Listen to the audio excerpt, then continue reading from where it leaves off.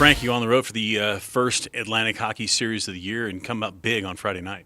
Well, it's a good thing because we didn't come up very big the weekend before. I guess I got to let that go.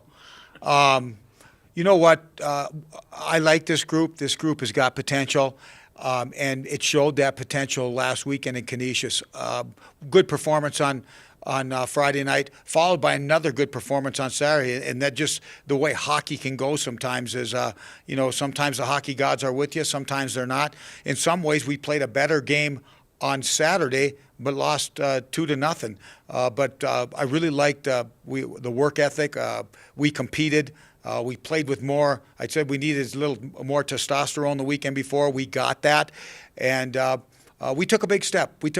Now we got a ways to go, but we took a good step. We tightened some things up, and ironically, we've scored one goal, and 0 goals in 3 of the games, and scored 7 goals in the other game. I don't know how. We got to find a way to balance that out a little bit, but all in all, we took a progressive step, and I feel good about that. Short week this week because you're playing Thursday, Friday, I believe, because the football game on Saturday is kind of in the evening. Kudos to you for moving that, and Niagara for sure. But tell us about the Purple Eagles. Well, I'd be honest with you, I don't know a whole lot about them other than the fact that, they were a team last year when Jason Lammers took over. We knew that they were a team that their personnel was better than their previous record. They showed that in the first half. They faded in the second. They're going to come in here and they're going to be able to skate and compete. I think the one thing that, it's going to be a theme, and it's not gamesmanship, but we're going to talk about throughout the year the teams that are coming in, and they're all going to be tough in their own way. And there's no bad teams in college hockey anymore. And the thing with our league, Atlantic Hockey, when we first came in the league 12 years ago, it was a little bit of have and have not. And right now our haves aren't that good, and we have no have-nots anymore.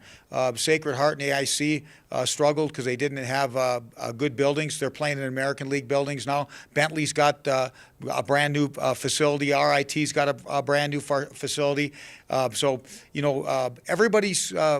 Everybody's kind of got their thing going, and our league is tough, and there's no layups. If we play well, we have a good chance of winning. If we don't, we have a very good chance of losing. That's just the way it is. You mentioned the goal scoring, but you're getting shots on goal. Is it more important to just make sure your shots are up? Well, I mean, we have to control what we can control, and obviously, we want to get shots, but we want to get quality shots. We want to make sure we have traffic around the front of the net. What let us down on Saturday, to be honest with you, our power play had been good, and we had an opportunity for a 5-minute major that was called on Canisius, and we failed to score. We also had another 2 minutes, so we had 7 minutes of power play that we didn't get a goal.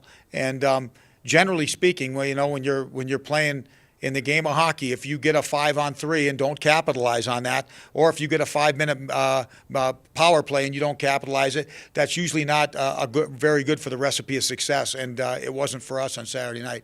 Frank, thanks for the time. Good luck this week. You bet.